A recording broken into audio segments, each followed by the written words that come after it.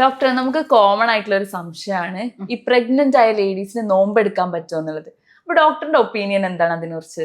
Pregnancy എന്ന് പറയുമ്പോൾ അതൊരു കുറച്ചും കൂടി ഒരു കോംപ്ലിക്കേറ്റഡ് ആയ ഒരു ഫിസിയോളജിക്കൽ നോർമലായിട്ട് തന്നെ കുറച്ചും കൂടി കോംപ്ലിക്കേഷൻ ആണല്ലോ. കാരണം നമ്മൾ മാത്രമല്ല, നമ്മളെ ഹെൽത്ത് മാത്രമല്ല, ബേബിൻ്റെയും കൂടിയുണ്ട്.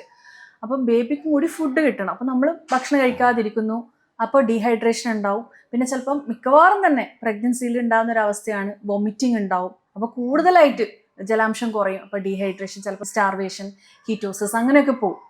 അപ്പോൾ അതുകൊണ്ട് പ്രഗ്നൻസിയിൽ പ്രത്യേകിച്ചിട്ടും എടുക്കാത്തതാണ് അഭികാമ്യം. ഇനിയിപ്പോൾ ചില ലേഡീസിന് ഭയങ്കര നിർബന്ധം ഉണ്ടാവും എടുക്കണം എന്നൊക്കെ ഉള്ള, അപ്പോൾ ഇൻ ബിറ്റ്വീൻ ഒക്കെ എടുക്കാം. അല്ലെങ്കിൽ അവരൊരു ഗൈനക്കോളജിസ്റ്റിൻ്റെ ഫോളോ അപ്പിലായിരിക്കുമല്ലോ, അപ്പോൾ ഡോക്ടർ ഒരു അഡ്വൈസ് ഇടാം. കാരണം പ്രഗ്നൻസി തന്നെ വിളർച്ച വരാം, അനീമിയ, അതുപോലെ ചില ആൾക്കാർക്ക് ഷുഗർ വരാം. അപ്പോൾ ആ ഒരു സമയത്തൊക്കെ അതിൻ്റെ മെഡിക്കേഷൻസ് ഉണ്ടാവും. അല്ലാണ്ട് തന്നെ നമുക്ക് അയൺ, കാൽഷ്യം. അപ്പോൾ നമ്മളെ ഒരു കറസ്പോണ്ടിങ് ഡോക്ടർ ഒരു അഡ്വൈസ് തേടി യാതൊരു പ്രശ്നവും ഇല്ലെങ്കിൽ ഒരു മെഡിക്കൽ സൂപ്പർവിഷൻ നമുക്ക് എടുക്കാം. അതല്ല, നമുക്കിങ്ങനെ എന്തെങ്കിലും ബുദ്ധിമുട്ടുകളൊക്കെ ഉണ്ടെങ്കിൽ ഒഴിവാക്കുകയാണ് നല്ലത്. അത് നമുക്ക് പിന്നീട് എടുത്ത് വീട്ടാലോ. ഇസ്ലാമിൽ എല്ലാത്തിനും ഇളവുണ്ടല്ലോ.